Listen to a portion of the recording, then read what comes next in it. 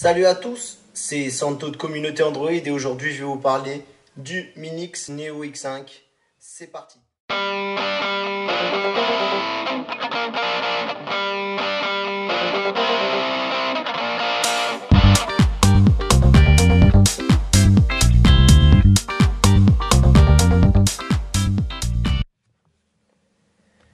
Alors le Minix Neo X5 alors Minix déjà est une marque pas super connue puisque c'est une marque hongkongaise, donc c'est un peu on va partir sur le principe que c'est un peu une chinoiserie, mais enfin Minix a quand même un passé derrière elle, puisque cette entreprise créait notamment des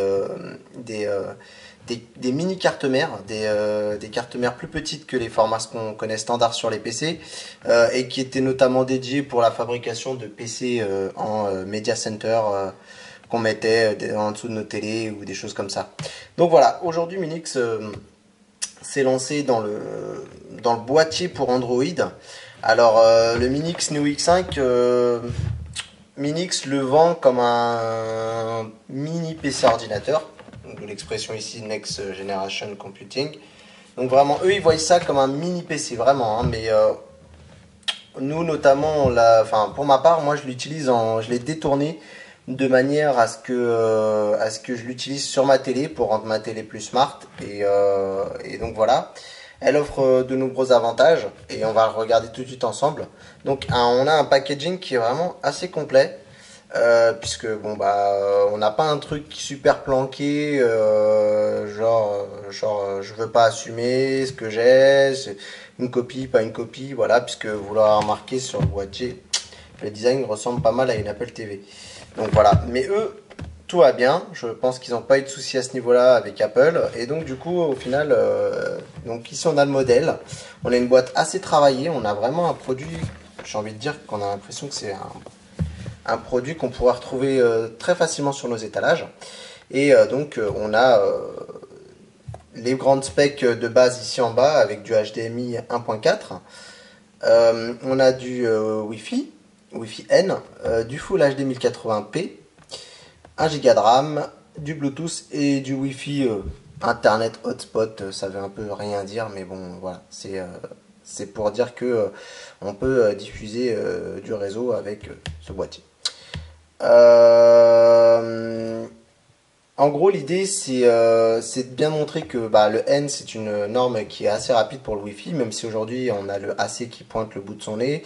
Le N est la norme la plus puissante au niveau du Wi-Fi actuellement, largement diffusée, puisqu'on est sur du A, B, G et N, N étant la vitesse la plus rapide. Voilà, on va regarder tout de suite l'intérieur de ce boîtier. Voilà, on y trouve l'appareil. Voilà. On y reviendra rapidement dans une prochaine vidéo. La télécommande, pour pouvoir manipuler le Minix, que j'ai mise à l'envers, c'est mieux à l'endroit, voilà. Qui fonctionne à pile, ici. À l'intérieur, qu'est-ce qu'on a d'autre? Boîtier assez complet.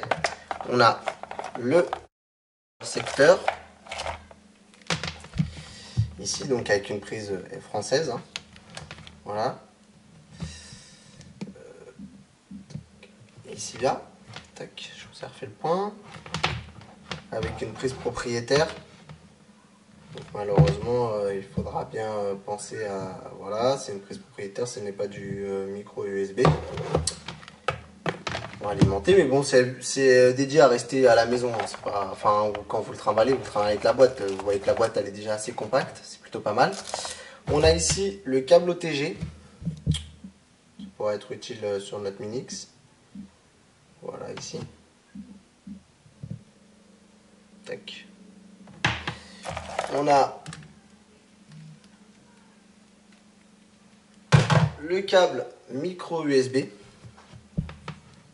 qui servira notamment à faire des échanges entre le PC et le Minix pour faire de la copie de fichiers ou même mettre à jour son Minix. Voilà. C'est du micro USB, hein, donc c'est du standard. Voilà, tac. Et on a, ce qui est plutôt cool parce que bon, souvent les constructeurs, les grands constructeurs font souvent les rapias sur des trucs qui sont quand même assez importants. Bah, on a le câble HDMI qui est fourni avec. Et ça, c'est plutôt une bonne chose. Donc voilà. On a ensuite les notices. On ne lit jamais, bien entendu. Donc voilà, d'ailleurs, tout est en anglais. Hein. Voilà. Et puis, bah, c'est déjà pas mal là. J'ai envie de vous dire que c'est assez complet. Donc, on se revoit très vite pour faire le tour du propriétaire du Unix.